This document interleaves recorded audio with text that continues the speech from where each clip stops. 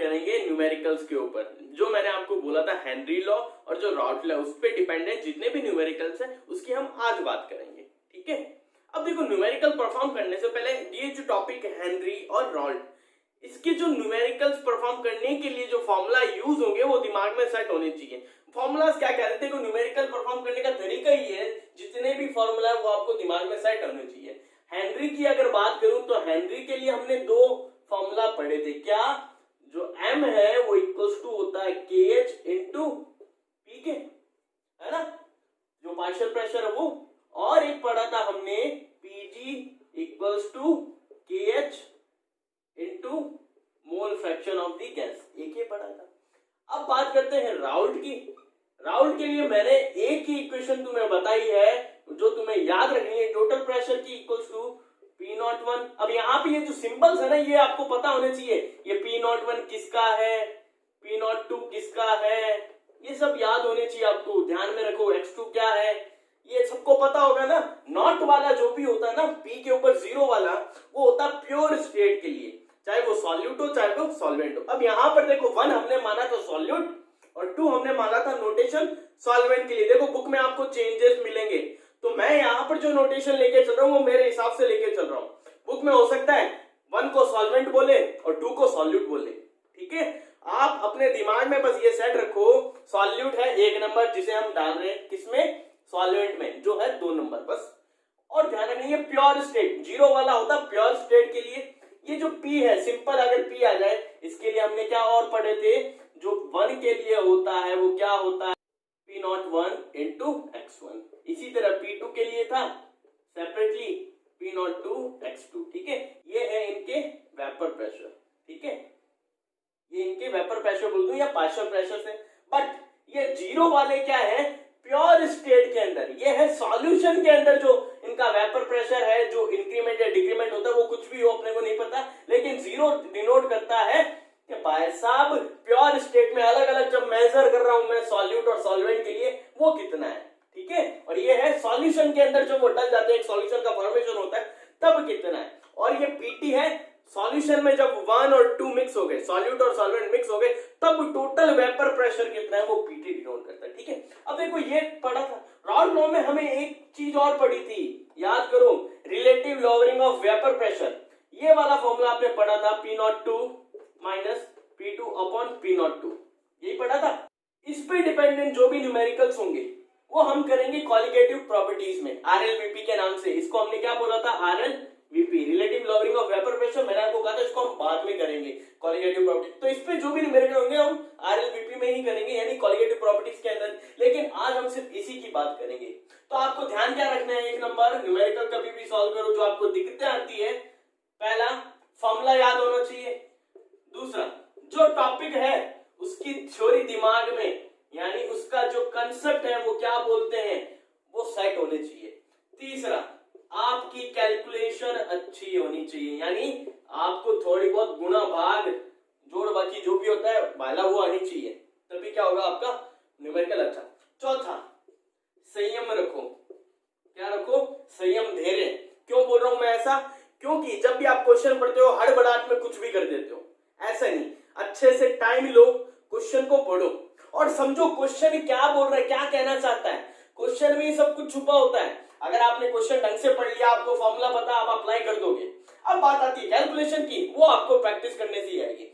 जितनी ज्यादा प्रैक्टिस आप न्यूमेरिकल की करोगे उतनी ज्यादा कैलकुलेशन आपकी अच्छी होती रहेगी, ये ध्यान रखना। ऐसी हवा में नहीं कि आप लोगों ने कर ली क्या कैलकुलेशन आती है, एग्जाम में जाके आप छोटी मोटी गलतियां कर देते हो। तो ये ध्यान रखना, कैलकुलेशन कब अच्छी होगी, जब आप क्या करोगे, practice, practice and only practice, ठीक है। अब देखो जो फर्स्ट क्वेश्चन है वो क्या बोल रहा है, फर्स्ट क्वेश्चन क्या कह रहा है कि आपके पास हाइड्रोजन सल्फाइड गैस है, उसको आपने क्या किया, वाटर में डिसॉल्व किया। इसकी जो सॉल्युबिलिटी है, इसकी जो विलेयता है, पानी में घुलने की जो कंडीशन है वो दे रखी है कि इसकी जो सॉल्युबिलिटी है एसटीपी पर वो कितनी है, 0.195 m। अब ये 0.195 m क्या है, ये इसकी मोललता है, क्या है, मोलैलिटी है, ध्यान रखना, ये इसकी क्या है, मोलैलिटी है। हमें क्या फाइंड करना है, KH फाइंड करना है, यानी हेनरी कांस्टेंट। तो यहाँ पर डायरेक्टली अगर एक बात तुम्हें पता है, फॉर्मूला क्या अप्लाई करेंगे, P equals to KH into x, यही होगा। या मैं इसको ऐसे लिख दूं जैसे अपना फॉर्मूला है, ठीक है। क्या हमें ये गिवन है क्या? सोचो, उसने क्या बोला है STP पर। STP का मतलब क्या होता है, मैंने आपको एक चीज बताई थी, जो स्टैंडर्ड टेम्परेचर प्रेशर होता है, टेम्परेचर तो हमेशा कितना होगा, स्टैंडर्ड 273 केल्विन, ठीक है। प्रेशर कितना बताया मैंने, 1 बार बता रखा आपको, ये ध्यान रखना, ठीक है। तो ये दोनों चीजें ध्यान रखना, अगर क्वेश्चन में ना गिवन हो तो आपको यूज करनी पड़ेगी अपने आप से। तो यहाँ प्रेशर तो क्या ले लोगे आप, 1 बार ले लोगे। कई किताबों में क्या करेगा वो 1 बार की जगह कुछ और वैल्यू लेके चलता, 0.9 समथिंग, ठीक है, जो मर्जी बोलो, लेकिन स्टैंडर्ड वैल्यू 1 बार ही है। 1 बार ही क्या स्टैंडर्ड वैल्यू है, किस पर, स्टैंडर्ड टेम्परेचर प्रेशर पे। जो प्रेशर की वैल्यू होती है, टेम्परेचर की वैल्यू होती है, वो यही होती है, ध्यान रखना, ठीक है। KH अपने को फाइंड करना है, एक्स की वैल्यू कहां से लाओगे, मोल फ्रैक्शन। मोल फ्रैक्शन किसका, गैस का, कौन सी गैस है, H2S। तो यहां पर XH2S, इसका मोल फ्रैक्शन किसमें, इस सॉल्यूशन में जिसमें गैस और वाटर प्रेजेंट है। अब इसमें वाटर भी है और गैस भी। मोल फ्रैक्शन का फॉर्मूला क्या था, याद करो, क्या था, जिसका मोल फ्रैक्शन निकालना है उसके नंबर ऑफ मोल्स ऊपर रखो अपॉन सॉल्यूशन के नंबर ऑफ मोल्स। सॉल्यूशन में कौन होता है, सॉल्यूट प्लस सॉल्वेंट, यही होता था। अब यहां से नंबर ऑफ मोल्स H2S के और नंबर ऑफ मोल्स वाटर के क्या हमें गिवन है क्या क्वेश्चन में, हमें नहीं गिवन। लेकिन यहां पर इसने क्या बोल दी बात, एक 0.195 m, यानी इतने मोलर इसकी क्या है, सॉल्युबिलिटी है।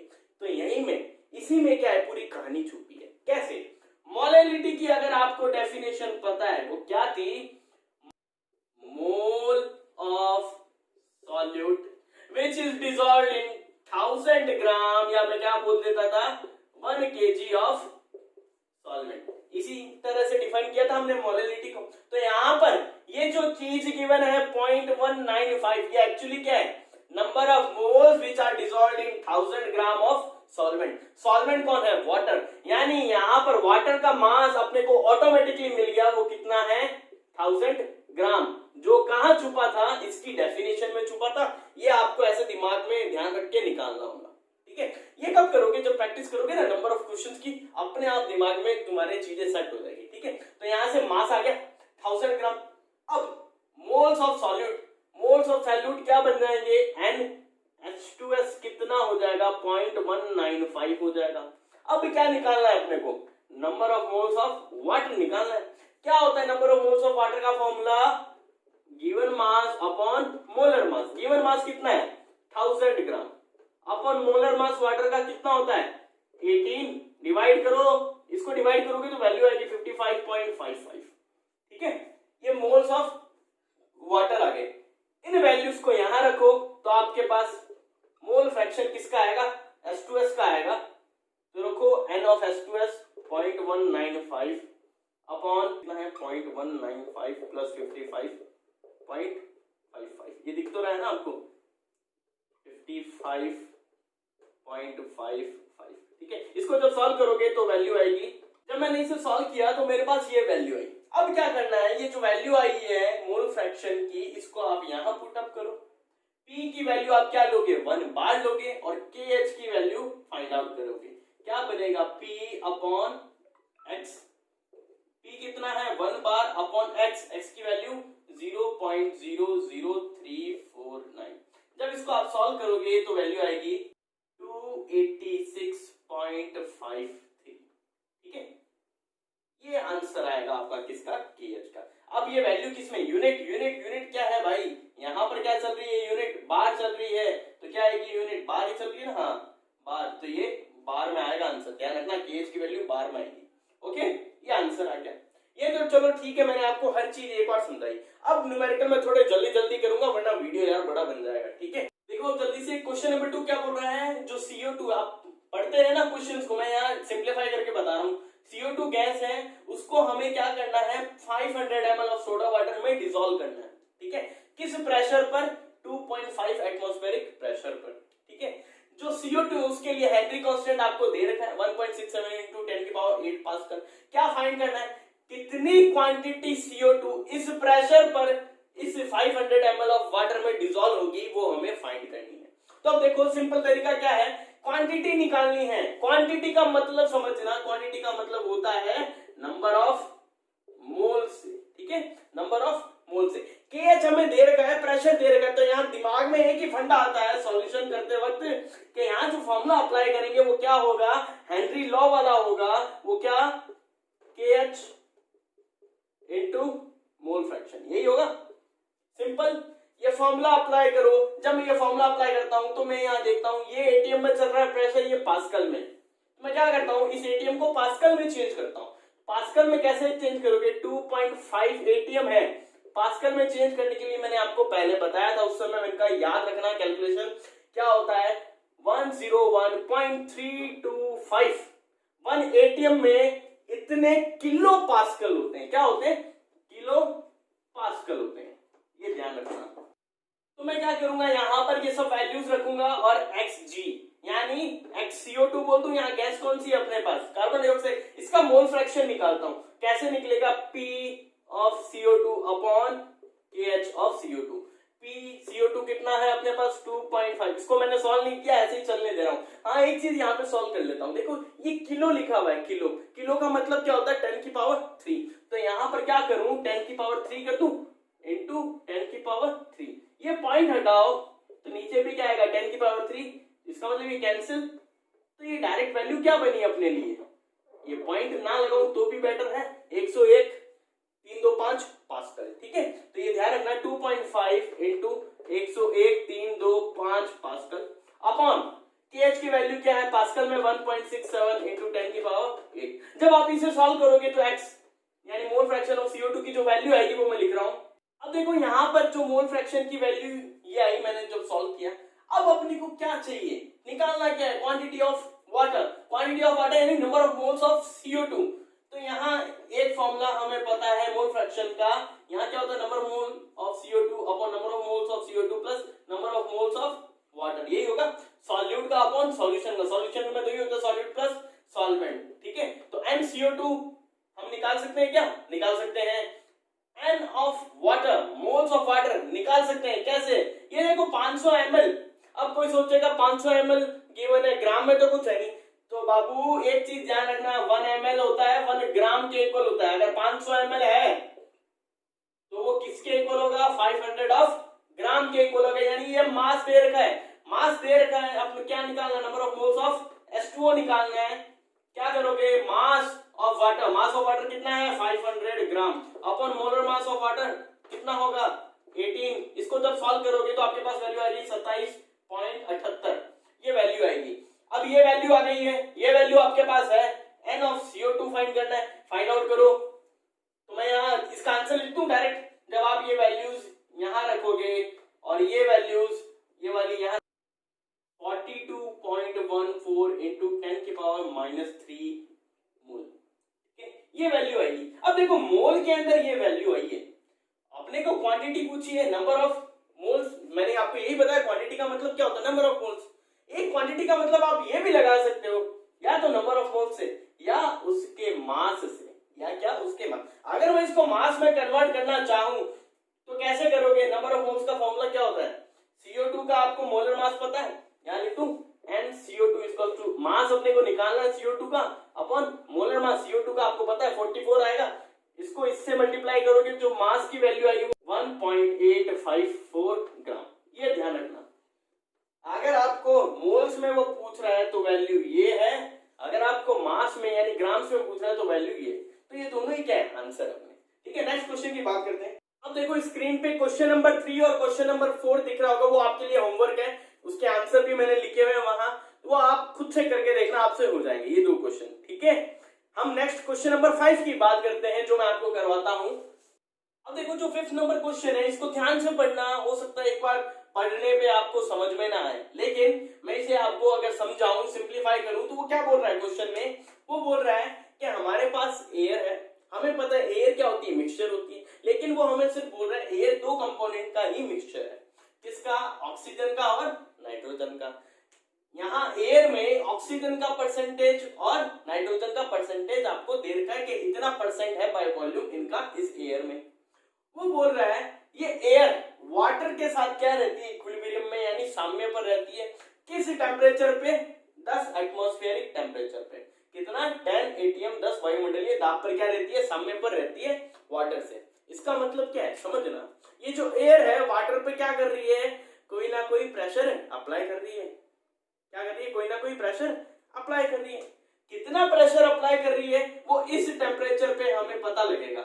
कितना प्रेशर यानी इस एयर का इस वाटर पे कितना वेपर प्रेशर या कितना, मैं पार्शियल प्रेशर बोलूं ज्यादा बेटर रहेगा कि पार्शियल प्रेशर यहां पर कितना लग रहा है वो हम कैसे फाइंड आउट करते हैं। देखो इस प्रेशर पर है एयर और वाटर का क्या? इक्विलिब्रियम यानी साम्य।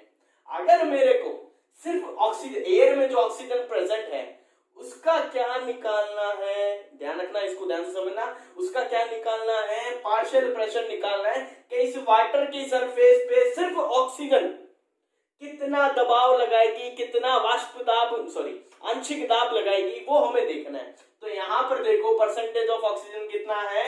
20। पार्शियल प्रेशर ऑफ ऑक्सीजन देखें हम क्या होगा, कितना है? 20% कंटेंट है किसका? ऑक्सीजन का। 20% का मतलब क्या होगा? इसको ऐसे कर दूं, परसेंट हटाता हूं तो अपॉन में क्या आता है? 100। कि भाई इतना कंटेंट है एयर में किसका? ऑक्सीजन का। अब किस टेम्परेचर पे है? 10 एटमॉस्फेरिक टेम्परेचर पे।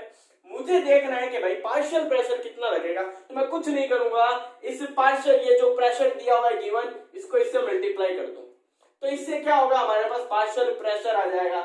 इसको अगर कट आउट करो तो कितना आया? 2 एटमॉस्फेरिक प्रेशर। ठीक है, फिर इसी तरह हम क्या निकालेंगे? पार्शियल प्रेशर यानी आंशिक दाब किसका? नाइट्रोजन का। कितना है परसेंट? 79% यानी 79/100 कर दूं। किस टेम्परेचर पर है? 10 एटीएम प्रेशर पे। हमें क्या निकालना है? Partial pressure.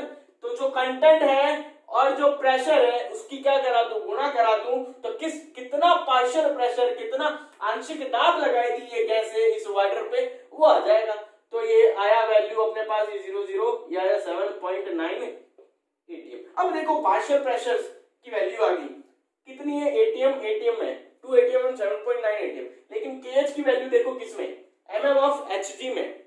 इसको चेंज करो किसमें? MM of Hg. एक एटीएम मैंने आपको बताया था 760 एमएम ऑफ एचजी के इक्वल होता है। तो 2 इंटू क्या कर दोगे? 760 एमएम एचजी। ये वैल्यू इसमें आ जाएगी। यहां पर क्या करोगे? 7.9 इंटू 760 एमएम एचजी। ठीक है, अब फाइंड क्या करना है? Composition of gases in water. के भाई साहब इसका कंपोजिशन क्या होगा, यानी एक्चुअली में क्या बोल रहा है वो? मोल फ्रैक्शन की बात कर रहा है। तो यहां पर क्या करोगे? P ऑफ CO2 है क्या? Sorry, P of O2 equals to क्या लगाओगे formula? KH into X of O2। X of O2 तो हमें फाइंड करना है, तो क्या बनेगा formula? P of O2 upon KH और X ऑफ किसका निकालना है? नाइट्रोजन का। P of N2 upon KH। हमारे पास इन दोनों की वैल्यूज है। मैं डायरेक्ट यहाँ आंसर लिख देता हूं, आप सॉल्व करके वैल्यूज निकालना। जो आंसर आएगा वो मैं यहाँ लिख, ये देखो वैल्यूज मैंने यहाँ लिख दी। जो आंसर आएंगे वो ये आएंगे, आप सॉल्व करके निकालना, खुद से सॉल्व करना, यही आंसर आएंगे। ठीक है, अब हम राउट लॉ के न्यूमेरिकल्स की बात करते हैं। अब देखो राउट लॉ के न्यूमेरिकल स्टार्ट हो रहे हैं। जो पहला क्वेश्चन है आपको स्क्रीन पे दिख रहा होगा, ध्यान से पढ़ना पॉज करके। क्या बोल रहा है मैं यहाँ समझा रहा हूँ। वो बोल रहा है प्योर लिक्विड ए और बी है, ठीक है, शुद्ध द्रव ए और बी है, जिनका वेपर प्रेशर शुद्ध अवस्था में यानी वाष्प दाब शुद्ध अवस्था में कितना है? देखो शुद्ध अवस्था यानी प्योर स्टेट में किसी का भी वेपर प्रेशर होगा उसको हम P0 से शो करेंगे। मैं बार बार बोल रहा हूँ, दिमाग में फीड कर लेना ये बात। ठीक है, P0 A कितना है? 450 mm of Hg। P0 B कितना है? 700 mm ऑफ Hg। और क्या दिया है? वो जो मिक्सचर होगा, जब A और B आपस में लिक्विड मिक्स होंगे तो मिक्सचर बनेगा, तो उसमें जो टोटल वेपर प्रेशर है वो कितना है? 600 mm ऑफ Hg। अब वो क्या बोल रहा है? जब ये मिक्सचर बना है, जब ये मिक्सचर, ये सॉल्यूशन बना है, एक तो लिक्विड स्टेट में होगा, ठीक है, अगर उस लिक्विड स्टेट में है तो जो ए और बी है उसका मोल फ्रैक्शन फाइंड आउट करके बताओ, यानी कंपोजिशन ऑफ लिक्विड मिक्सचर, यानी जो द्रव अवस्था में है हमारा सॉल्यूशन, हमारा विलयन, हमारा मिश्रण, उसका संगठन ज्ञात करना। संगठन का मतलब क्या है यहाँ पर? मोल फ्रैक्शन से। ठीक है, दूसरा हमें क्या निकालना है? अगर सुनना, इसको पहले समझना, जो लिक्विड है उसकी अगर वेपर बनी तो वेपर में भी क्या होंगे? ए और बी के पार्टिकल होंगे। तो वहां पर हमें क्या निकालना है? वेपर फेज के अंदर इस ए और पार्टिकल का मोल फ्रैक्शन, ए और बी का क्या निकालना है? मोल फ्रैक्शन, यानी इसका वहां पर भी क्या निकालना है? कंपोजिशन। देखो ये तो आप निकाल लोगे सिंपल फॉर्मूला से, लेकिन दिक्कत है कि यहाँ वेपर फेज में ये तो हमने कभी पढ़ा ही नहीं। लेकिन एक बात ध्यान रखना, ये जब वेपर बनती है, ये कोई सब्सटेंस है, ये ऊपर गया वेपर बनाई, तो ये क्या लगाएगी? कुछ ना कुछ यहाँ पर पार्शियल प्रेशर अप्लाई करेगी। क्या अप्लाई करेगी? Partial pressure. अगर मैं उस पार्शियल प्रेशर का क्या ले लूं? मोल फ्रैक्शन ले लूं, तो मेरे पास क्या आएगा? XA और XB की वैल्यू आ जाएगी। देखो हम कैसे करते हैं। सबसे पहले मैं ये फाइंड आउट करता हूं। कैसे फाइंड आउट करूंगा? देखो हमें PT की वैल्यू पता है, टोटल प्रेशर की, सॉल्यूशन लिख रहा हूं, ए की फॉर्मूला हमें पता है। अगर PT ऐसे भी लिख सकता हूं, PA प्लस PB। यहां पर क्या लिख सकता हूं मैं? P not A into XA plus P not B into XB। ये कर सकते हैं। यहां पर क्या XA और XB की वैल्यू पता है? नहीं, लेकिन मुझे एक बात पता, फॉर्मूला लगाऊं, क्या होता है? हमें पता है कोई भी मोल फ्रैक्शन का जो सम होता है वो मनी के इक्वल होता है। यहां से XB की वैल्यू अगर फाइंड आउट करूंगा, 1 माइनस क्या आएगी? XA आएगी। XB की वैल्यू यही आएगी। तो P not A XA plus P not B 1 minus XA। ठीक है, इसको सम अप करो, सॉल्व करो। XA, आप सोचोगे सर वो डायरेक्ट इक्वेशन क्यों नहीं लगाई? लगा सकते हो, लेकिन चेंज करना आना चाहिए। PT इक्वल्स टू क्या लगाते थे? P not 1 plus P not 2 minus P not 1 into X2, ये लिखते थे। तो यहाँ पर P नॉट 1 का मतलब क्या है? सॉल्यूट A को मान लो, तो यहाँ क्या लिखोगे? P not A plus P not 2 का मतलब क्या है? P not B minus P not A into X2 का मतलब XB। इस तरीके से आप निकाल सकते हो, कोई दिक्कत नहीं है। मैं आपको बता रहा हूं तरीका, आप ये भी यूज कर सकते हो डायरेक्ट, आप ये भी यूज कर सकते हो, जो आपका मर्जी हो। ठीक है, P not B minus P not B XA। तो यहाँ पर क्या करोगे आप? ये जो P not A, P not B और जो अपना टोटल प्रेशर है PT, इनकी वैल्यूज रखोगे तो आपके पास XA, यहाँ लिख दो, यहाँ आपके पास XA और XB की वैल्यू आएगी। वो जो वैल्यूज आएगी वो लिख देता हूँ 0.40 एंड 0.60। ठीक है, आप यहां से XA की वैल्यू निकालोगे तो ये आएगी, फिर XA की वैल्यू आप यहां पुट अप करोगे तो XB की आएगी 0.60। ठीक है, ये आ गई। अब क्या काम करना है? ये तो था कंपोजिशन, लिक्विड के अंदर कितना कंपोजिशन है उसकी वैल्यू, फर्स्ट आंसर आ गया अपना।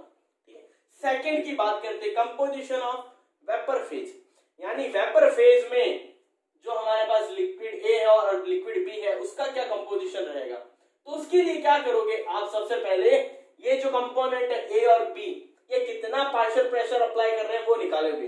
पार्शियल प्रेशर का मतलब PA और PB की वैल्यू आप फाइंड करोगे सबसे पहले। ठीक है, मैं इसको रफ करता हूं। अब आप क्या करोगे? PA और PB फाइंड आउट करोगे। कैसे फाइंड आउट करोगे? P नॉट A XA लगा करके, P नॉट B XB लगा करके, XA की वैल्यू है आपके पास, XB की वैल्यू है आपके पास, P नॉट और P नॉट B की। ये है लिक्विड के अंदर। जैसे ही यहां से P और PB की वैल्यू आएगी, यानी ये आई है पार्शियल प्रेशर की वैल्यू। पार्शियल प्रेशर का कब अप्लाई होता है? कोई भी चीज पार्शियल प्रेशर कब अप्लाई करती है? जब वो किस फेज में हो? वेपर फेज में, यानी वाष्प अवस्था में। यानी वाष्प अवस्था में कितना प्रेशर वो अप्लाई कर रही है वेपर, वो आ गई।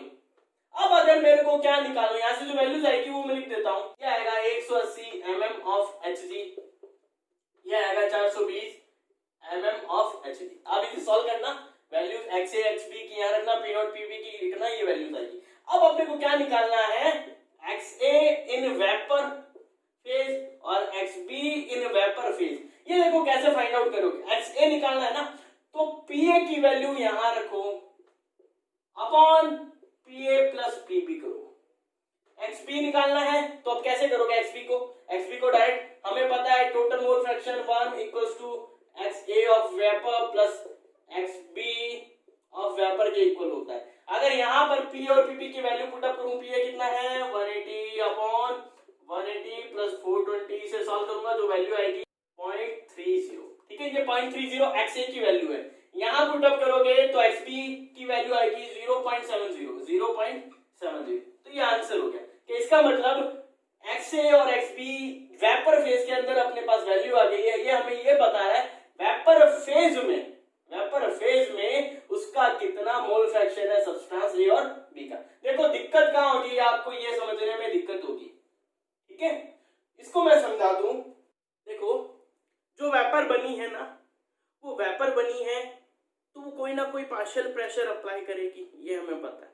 वो पार्शियल प्रेशर कितना अप्लाई कर रही है, इसकी वैल्यू हमने P और PP निकाल ली थी जब वो वेपर बनी है। अगर वेपर ही नहीं बनती तो क्या ये पार्शियल प्रेशर अप्लाई होता है? ये बात सोचो, नहीं होता। इसका मतलब पार्शियल प्रेशर की हेल्प से मैं ये बता सकता हूं वो वेपर का कंटेंट कितना है, कितना कंपोजिशन है, उसका कितना मोल फ्रैक्शन उस वेपर फेज में प्रेजेंट है सब्सटेंस A और B की वेपर का।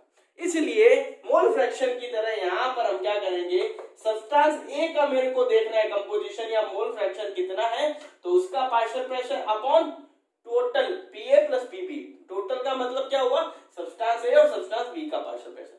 ठीक है, यहां से XA की वैल्यू आएगी, यहां पुट अप करोगे XB की वैल्यू आएगी। Next question.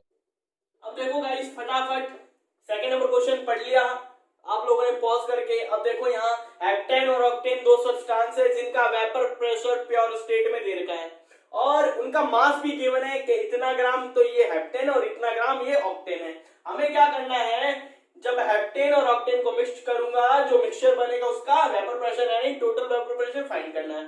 तो यहाँ पर कैसे फाइंड करोगे, टोटल प्रेशर की इक्वेशन जो हमने पढ़ी है, लिखो P01 plus P02 minus P01 upon into X2।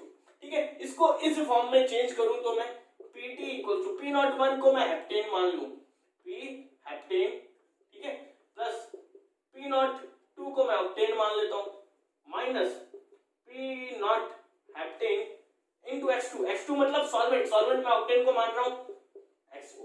ठीक, अब देखो इसमें क्या करनी है, वैल्यूज पुट अप करनी है, लेकिन उससे पहले देखो PT निकालना है आपको। P0 है अपने पास, हेप्टेन का P0 अपने पास, ऑक्टेन का भी है, लेकिन X ऑफ एक्टेन यानी मोल फ्रैक्शन है क्या ऑक्टेन का, नहीं है।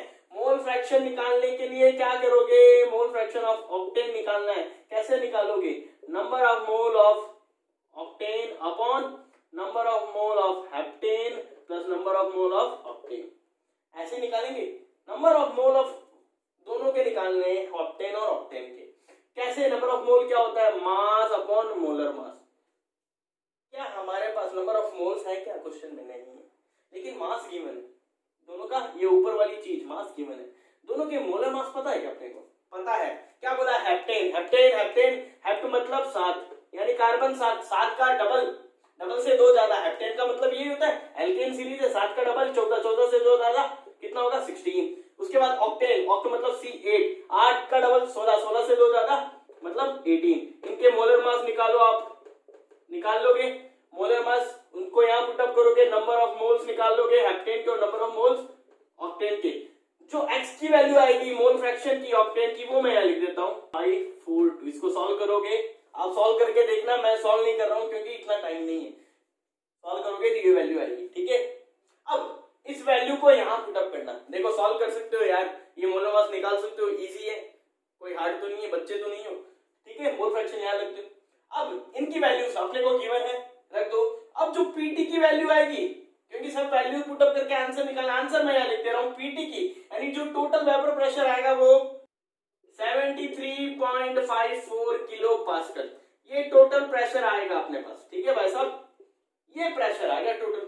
और क्या निकालना था, ये निकालना था, तो ये आंसर। ठीक है, अब देखो क्वेश्चन 3 आपके लिए होमवर्क है, स्क्रीन पे दिख रहा होगा, वो आप ट्राई करना, हो जाएगा। ये 2 क्वेश्चन मैंने राउंड लॉग के आपको करवा दिए, एक क्वेश्चन आप अपने आप से करो। इस तरीके से हमने आज टोटल 8 क्वेश्चन किए हेनरी और राउंड पे